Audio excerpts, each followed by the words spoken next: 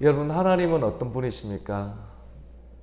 여러분에게 지금까지 여러분이 하나님을 믿고 또 신앙생활을 해오시면서 하나님은 여러분에게 무엇을 해주셨습니까? 한번 살펴볼 필요가 있겠죠. 그것에 대해서 하나님이 나에게는 어떤 분이신가? 나와 하나님의 관계는 그냥 종교적인 피상적인 관계가 아니라 정말로 개인적으로 실제적으로 과연 어떠한 분이신지를 우리가 고백 한번 해보셔야 됩니다. 오늘 안으로 한번 꼭 한번 해보십시오. 그것이 정리가 필요한 것 같아요. 이 11월 달쯤에 그것이 정리가 되어 있고 그것을 서슴없이 이야기를 할 수 있어야지만이 우리가 흔들림 없는 그런 신앙생활을 계속 이어나갈 수 있다라고 말할 수가 있겠습니다. 욥의 세 친구 중에서 첫 번째 친구는 엘리바스였고 두 번째 친구는 빌닷이었습니다. 기억하시죠? 빌닷이 욥기 8장에서 욥에게 이렇게 이야기를 했습니다. 사람이 죄로 인하여 고난을 받을 때 이제 그 죄를 회개하고 바로 서게 되면 재앙이 떠나갈 수가 있다. 이렇게 충고를 했습니다. 조금 직설적인데 너의 문제는 죄가 있으니까 이렇게 하루아침에 왕골이 이렇게 확 자라고 갈대가 확 자라고 크게 번성하는 것처럼 보이는데 하루아침에 망하는 걸 보니까 왕골이 물이 빠지고 가뭄이 오면 100여도 전에 망하는 것처럼 분명하게 넌 죄가 있다. 이렇게 식물세계의 법칙을 통해서 욥에게 이야기를 한 겁니다. 그래서 나름대로 희망을 준다는 것이 회개하고 바로 서게 되면 어떻게 됩니까? 시작은 새로 시작하면 미약하겠지만 나중은 왕성하게 된다. 창대하게 된다라고 하는 그런 일반적인 그런 말씀을 욥에게 이야기를 했습니다. 그 빌닷이 한 이야기를 듣고 욥이 오늘은 답변을 하게 되는데요. 이렇게 이야기를 합니다. 진실로 내가 이 일이 그러한 줄 안다. 그리고 인생이 어찌 하나님 앞에서 의롭겠는가라고 이야기를 합니다. 네 말이 맞다는 거예요. 빌닷이 욥에게 한 말이 맞다라고 하는 겁니다. 사실은 비록 그 내용이 욥에게 해당되는 말은 아니지만 네가 하는 말은 옳은 말이다. 정의로운 말이고 옳은 말이다. 빌닷은 엘리바스보다 더 직설적으로 욥을 책망했죠. 심지어는 욥 자신뿐만 아니라 정말 견디기 힘든 것이 어떤 것이냐면 우리 자녀들 또는 우리 부모에 대한 부분들, 우리 자녀들에 관해서 네 자녀조차도 죄를 지었기 때문에 그렇게 하나님 데려가시는 것이 아닌가 이런 식으로 이야기하면 내 문제면 우리 문제면 좀 견디는데 자녀를 손대고 또 부모를 손대면 그거 참 참기 힘들죠. 욥의 자녀들이 죽은 것이 그들의 죄 때문이지 결코 무고하게 죽은 것이 아니지 않는가 이런 이야기를 하고 또 욥의 고난 역시 네가 청결하지 않기 때문에 또 정직하지 않기 때문이라고 했습니다. 그러면서 욥은 친구가 충고해주는 이야기를 듣고 얼마나 마음이 더 아팠겠습니까? 그러면서 처음 끄집어내는 말이 그래 네 말이 옳다라고 이야기를 합니다. 그러면서 하는 말이 인생이 어찌 하나님 앞에서 의로우랴. 욥은 인생 중에서 한 사람도 의인은 없다고 믿었습니다. 여러분 기억하시죠? 이 말 어디서 많이 들어본 것 같지 않습니까? 사도 바울이 말했던 로마서 3장 10절 말씀에 의인은 없나니 하나도 없다라고 한 말과 똑같지요. 욥은 그러고 보면 굉장히 깊이가 있습니다.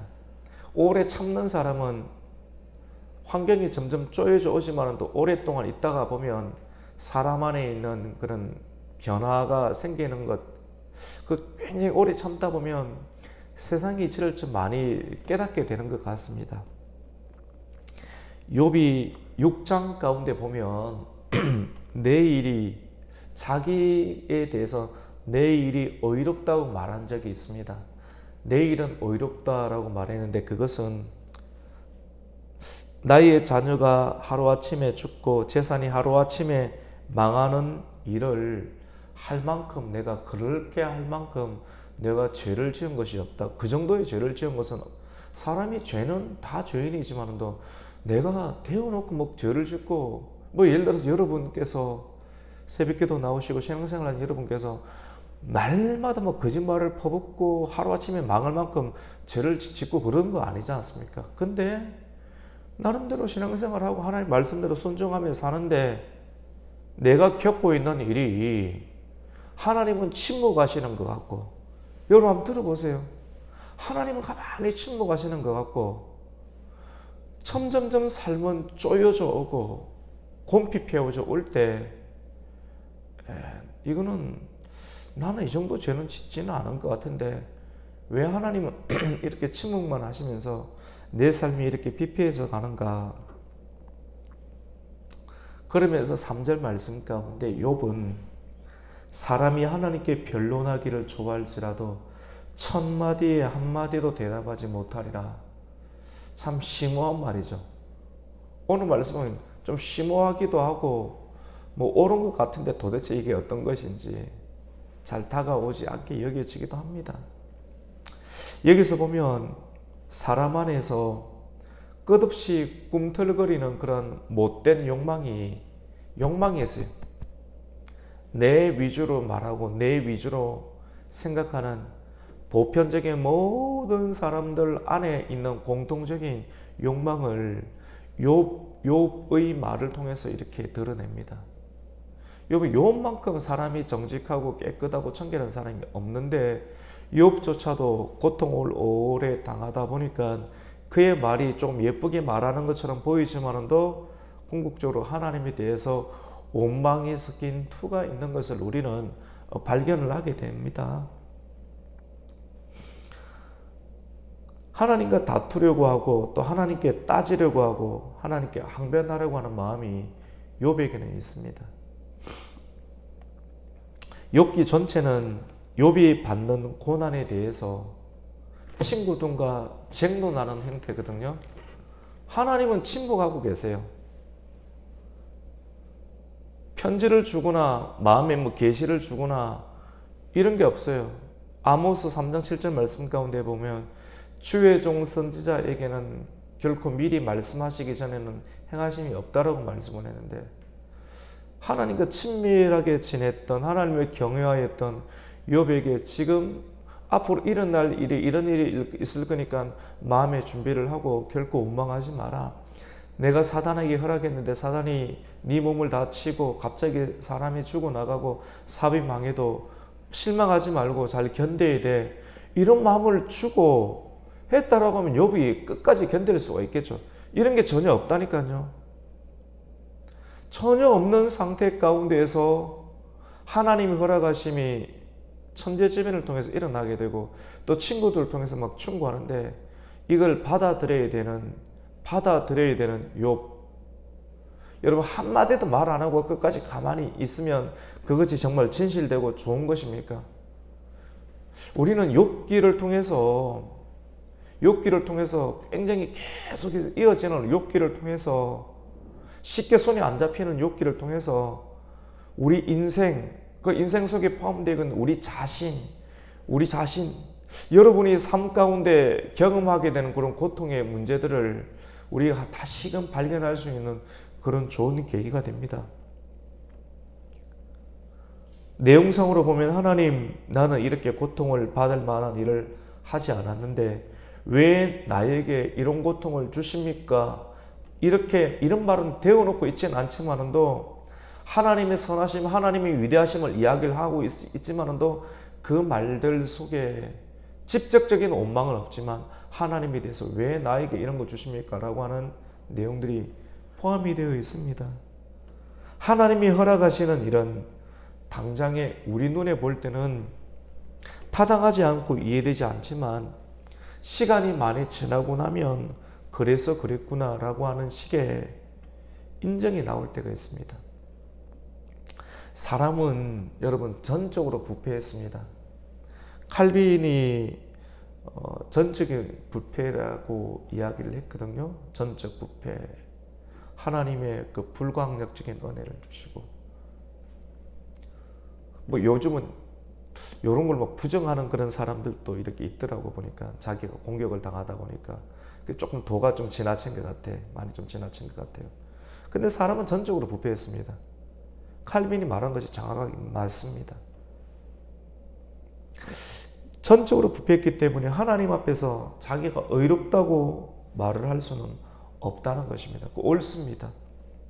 그러므로 사람이 의를 행할 때, 의를 행했다고 해도 그것은 하나님의 은혜로 된 것이지, 은혜로 되어 있기 때문에 우리가 끝까지 겸손할 필요가 있습니다.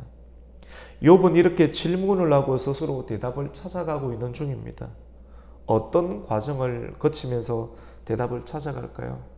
오늘 그 짧은 내용들 가운데, 오늘 9장 가운데 욥은 하나님을 바라보는 신관이 기록이 되어 있습니다.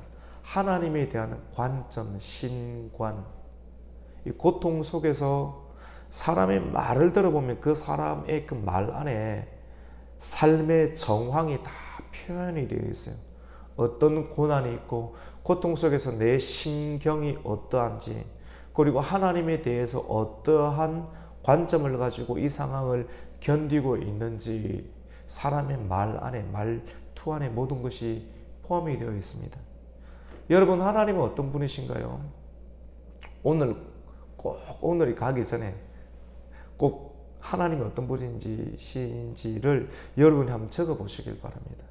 오늘 9장 가운데 나오는 욥이 하나님에 대한 신관, 하나님을 어떻게 바라보시는지를 기록하고 있는데, 첫 번째는 하나님은 지혜로우신 분이십니다.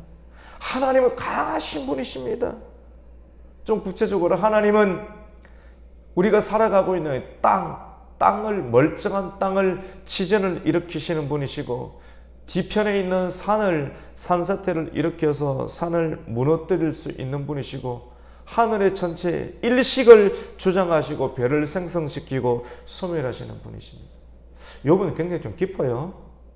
생각이 좀 깊고 박학다식한 사람이었습니다.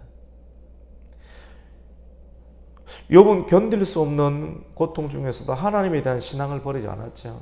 우리 오늘 그 말씀을 한번 볼까요? 하나님에 대한 신관. 우리 오늘 2절까지 내용을 한번 살펴보고 3절도 보았고요. 4절부터 한번 읽어보겠습니다. 같이 한번 읽겠습니다. 시작. 그는 마음이 지혜로우시고 힘이 강하시니 그를 거슬러 스스로 완악하게 행하고도 형통할 자가 누구랴. 지금 욥이 빌닷과 이야기를 하면서 하나님에 대한, 하나님이 직접적으로 그에게 나타나지 않으셨고 빌닷이라는 사람을 통해서 그에게 쪼여오는 상황을 두고 나름대로 정지된 언어를 쓰는데, 이 안에 말투가 있습니다. 어디로 향하는지. 하나님은 마음이 지혜롭습니다. 하나님이 지혜로운 분이십니다. 그리고 힘이 강하다. 하나님의 능력이 있는 분. 근데 이 말이 굉장히 좋은 말 같지만 말투가 가만히 보면 하나님이 지혜로운데 묘하게 나를 괴롭히네요. 하나님은 힘이 강하시죠. 그리고 강하시니까, 강하신 분이 나에게 와서 갑자기 우리 자녀들을 데리고 가니까 내가 뭐 어찌할 수 있겠습니까? 그리고 그를 거슬러 완악하게 행하고 형통할 주가 누가 있겠습니까? 하나님 행하신 대로 우리는 가만히 있어야 되죠. 겉으로 표면적으로 보면 좋은 말인데 하나님의 행하심을 직접 경험한 거예요. 좀 슬프죠, 맞죠? 우리 5절 말씀도 한번 읽어보겠습니다. 시작. 그가 진노하심으로 산을 무너뜨리시며 옮기실지라도 산이 깨닫지 못하며. 하나님이 한번 진노하시면 창조주시니까, 우리 오늘 67장 불렀잖아요. 영광의 하나님에 대해서. 여러분, 이 찬송 그냥 부르는 거 아니에요. 진짜 고난 속에서 한마디 입 뻗것도 못하면서도 하나님의 행하심을 인정할 수 있는 어떤 그런 상황. 때로는 이 찬송 부를 때 눈물이 나오기도 합니다. 내 마음이 슬프기도 하고 아프기도 합니다. 기분이 좋을 때는 막 이래 부르지만 기분이 좋지 아니하는 상황을 맞이하면서 이 찬송을 부르면 이 찬송을 불러야 될 때가 있기도 하겠죠. 하나님이 진노하심으로 산을 무너뜨리시며 옮기실지라도 산이 깨닫지 못한다. 우리 6절 말씀 한번 더 읽어볼까요? 그가 땅을 자리에서 움직이시니 그 기둥이 흔들리도다. 그의 자녀들 기둥 쳐가지고 자녀들 한꺼번에 죽었거든요. 이 말은 내용을 모르면 하나님이 위대하심을 올려드리는 거지만 그 하나님의 강하고 위대하심이 나에게는 찌르는 가시가 되고 치울 수 없는 상처가 되는 것입니다. 이거 하나님만 아실 수 있도록 하나님께 항변하는 내용이에요. 우리 3절을 제가 한번 읽어드릴게요. 사람이 하나님께 변론하기를 좋아할지라도 첫마디 한마디도 대답하지 못하리라. 하나님 그에게 행하신 이 말 좋은 말 같지만 직접적으로 하나님을 경험한 사람은 속이 많이 상합니다. 웃고 싶지 않을 때도 있어요. 말 안 하고 실어증처럼 해야 될 때도 있습니다. 근데도 하나님의 사명이기 때문에 말을 해야 되고 설교도 해야 되고 그 자리에 서야 되고 웃음을 띄어야 되고 무엇으로요? 믿음으로. 여러분 믿음으로 하는 것이 처절합니다. 어쩌면요. 처절해져요. 안 그렇습니까 여러분? 근데 지금 욥이 하나님이 행하시는 일들이 하나님이 첫마디 할지라도 내가 하나님의 답변에서 한마디도 답변이 못하는 일들이 있을 수 있습니다. 라고 이야기를 하는 거예요. 그가 하나님에 대해서 경험을 하고 있으니까. 갑자기 땅을 갈라버리시고 그리고 뒤에 있는 산을 무너뜨리실 수 있는 하나님의 질서의 하나님이시지만 하나님께서는 그 질서를 파괴하기도 하시고 하나님의 자연세계를 파괴하시기도 하실 만큼 강력하신 분이시다. 지혜로운 분이시다. 내가 그렇게 잘못을 하지 않았는데도 불구하고 멀쩡한 집안 가운데 자녀 10명을 한꺼번에 죽이시고 지진과 강풍을 일으켜서 우리 집안을 그대로 몰락시키시고 모든 재산을 한꺼번에 망하게 하신 분이 하나님이시지 않습니까? 하나님은 그만큼 지혜로우시고 창조주시고 파괴하실 수 있는 능력이 있는 강하신 분. 우리 피조물이 한마디 대꾸도 하면 안 되는 거고 이런 상황 가운데 내가 견디다 여기까지 와 있습니다 라고 하는 형식을 그에게 보내신 빌닷을 통해서 하나님께 나름대로 항변하고 있는 내용입니다. 때로는 인간의 상태가 이 상태까지 있지 않겠어요? 여러분 이것을 다 나쁘다라고 말을 할 수 있을까요? 사람은 나쁘다라고 말 못할 것 같아요. 근데 하나님은 그 상황을 알겠죠. 그 상황 속에서 나타나는 말들을 하나님은 절대적인 하나님이시지만 사람에게 일어나고 있는 일들을 절대적으로 탁 무 자르듯이 하진 않지 않습니까? 그 상황을 하나님 보고 계시지 않습니까? 여러분에게 하나님은 어떤 분이세요?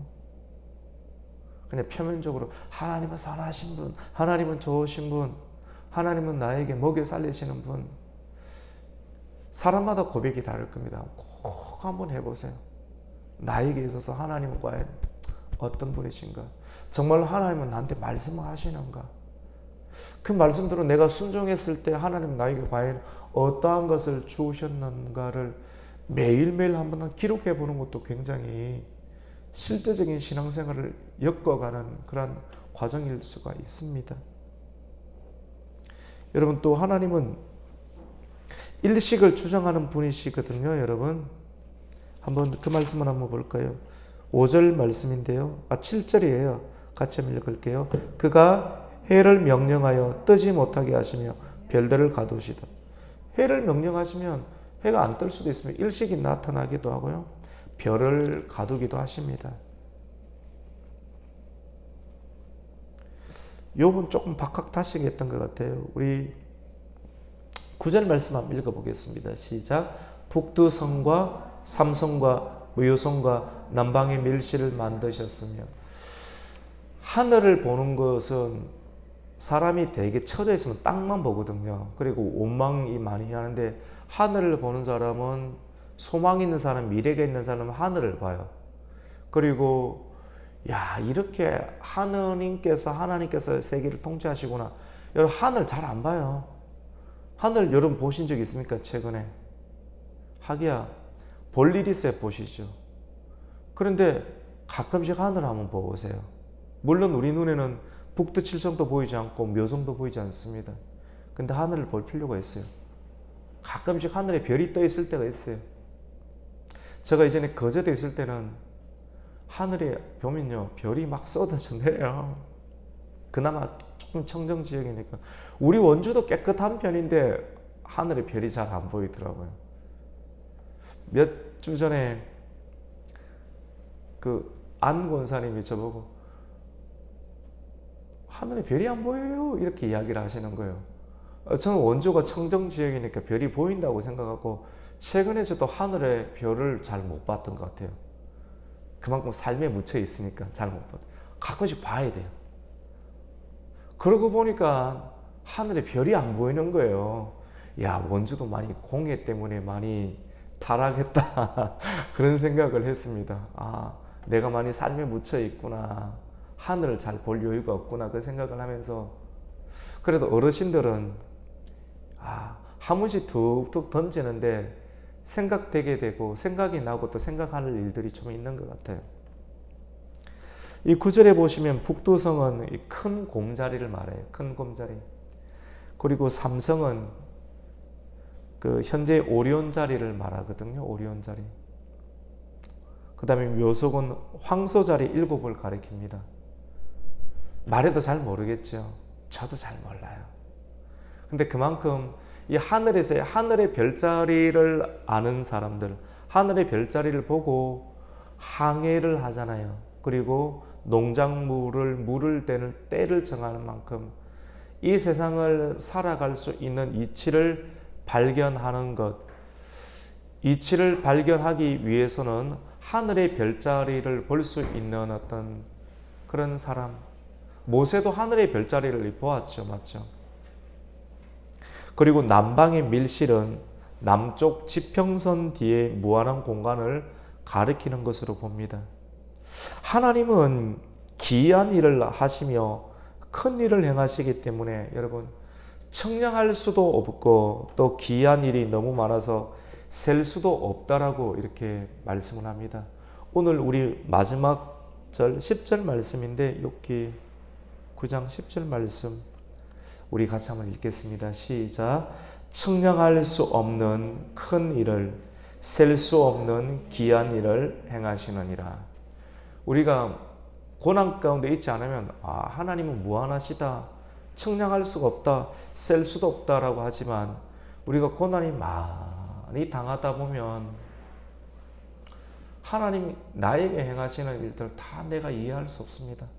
하나님께서 천마디 하시지만 내가 한마디도 하나님께서 하시는 일을 내가 나름대로 지혜를 많이 갖고 있고 지식이 많이 갖고 있었지만 하나님이 행하시는 거 다 모르겠습니다 라고 말하는 내용입니다. 우리가 어떤 상황에 처해 있는가에 따라서 우리의 고백과 또 고백의 방향이 조금씩은 달라지는 것 같아요. 욥기는 쉽게 판단할 수도 없고 재단할 수도 없는 아주 특별한 말씀인 것 같아요.